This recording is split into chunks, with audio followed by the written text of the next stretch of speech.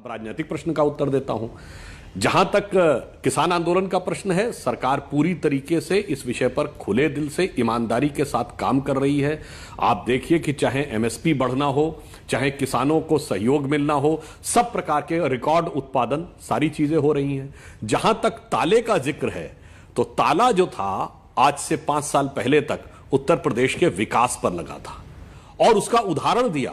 योगी जी ने अपने उद्बोधन में बोला कि 2007 से 2017 तक गन्ना किसानों को कितना भुगतान हुआ, 93,000 करोड़ का। हम लोगों ने कितना किया 5 साल में, 2017 से अब तक 4.5 साल में 1,42,000 करोड़, यानी 4.5 साल में 10 साल का 1.5 गुना हुआ। यानी लगभग आप ये मान लीजिए 2.5 से 3 गुना अधिक हमने भुगतान किया।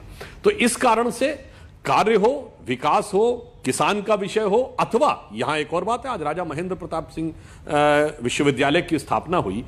भारत के प्रथम निर्वासित सरकार प्रथम विश्वविद्यालय, मैं दावे से कहता हूं लोगों को पता ही नहीं होगा, इतिहास में कभी यह पढ़ाया नहीं जाता। चित्रा जी, मुझे तो संयोग से, मैं बहुत बच्चा था, राजा महेंद्र प्रताप सिंह जी से मिला हूं, मुझे याद नहीं क्योंकि मैं बहुत छोटा था, मगर पिताजी के साथ उनकी फोटो है, इसलिए पता था कि कभी उनसे मुलाकात हुई थी। लोगों को यह पता ही नहीं स्वतंत्रता संग्राम के जिन सेनानियों के लिए सुभाष चंद्र बोस जी की निर्वासित सरकार की 75वीं वर्षगांठ 2018 मनाई थी, चुनाव नहीं था उस समय।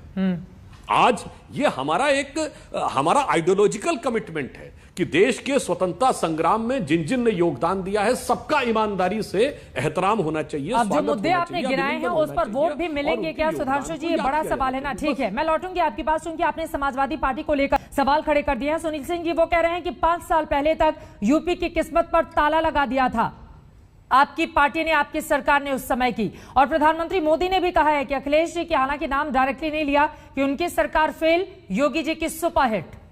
क्या है इस पर जवाब आपका सुनील सिंह जी? देखिए चित्रा जी, मैं सुधांशु जी को सुन रहा था।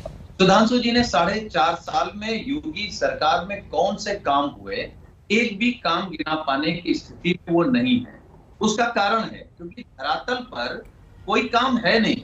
वैसे इनसे पूछेंगे तो कहेंगे हम 5 एक्सप्रेसवे बना रहे हैं, लेकिन कहां से चढ़ना कहां उतरना पता नहीं है।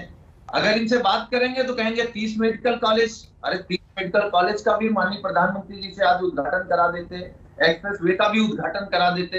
अगर 4.5 साल में आपने कोई काम किया होता तो आपको कलकत्ता की, अमेरिका की तस्वीर नहीं लगानी पड़ती योगी जी को।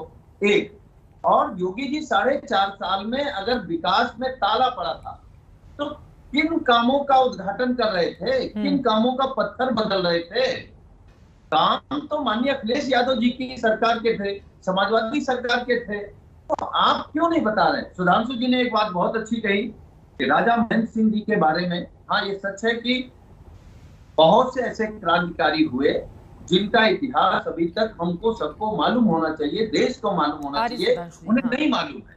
लेकिन सुधांशु जी ने राजा महेंद्र प्रताप सिंह का पूरा इतिहास नहीं बताया।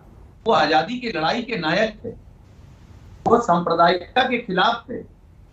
1957 में भारतीय जनता पार्टी को हरा करके इसी ब्रज की भूमि से सांसद बने थे। आप पूरा इतिहास बताइए ना। जो उन्होंने बनाया था मथुरा में कॉलेज, जो संस्थान बनाया था, उसे इन लोगों ने नकार दिया। अब आप उनके नाम को एक जात विशेष का नाम देना चाहते हैं, जो आजादी का महानायक हो, उसको जाति में बांधना चाहते हैं। और किसानों, आजादी के महानायक को क्या जाति में बांधना चाहते हैं सुधांशु त्रिवेदी जी? चूंकि बार बार कहा जा रहा है कि वो जाटों के बड़े नेता के तौर पर जाट राजा भी उनको कहा जाता है, तो क्या अब जाटों की पॉलिटिक्स को अलग तरीके से आगे बढ़ाने की कोशिश कर रही है इन महापुरुषों के जरिए भारतीय जनता पार्टी? सुधांशु जी देखिए, पहली बात तो मैं कह दूं कि हमारे मित्र सुनील जी बोल गए कि वो सांप्रदायिकता खिलाफ थे। भैया, जिस जमाने में राजा महेंद्र प्रताप सिंह जी ने प्रथम विश्वविद्यालय निर्वासित सरकार बनाई थी, भारतीय जनता पार्टी छोड़िए, भारतीय जनसंघ छोड़िए, संघ का भी गठन नहीं हुआ था, 1925 में हुआ है। इसलिए भाजपा और संघ परिवार के विरोध में किस सीमा तक हम लोग जाकर कौन से तथ्य को कहां जोड़ने लगते हैं, वो बात मेरे विचार से कदापि उचित नहीं है।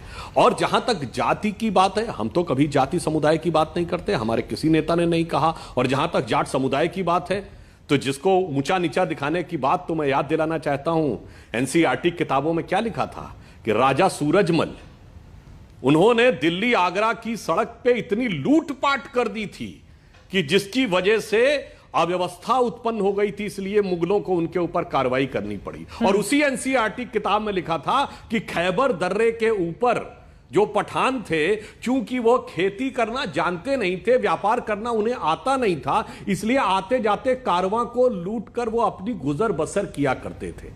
इस ढंग का सम्मान जिन लोगों ने अपनी पुस्तकों में किया है, वो यदि आज एक आजादी के महानायक का सम्मान होता है, उसको जाति और समुदाय से जोड़ते। अगर हम जाति और समुदाय से जोड़ते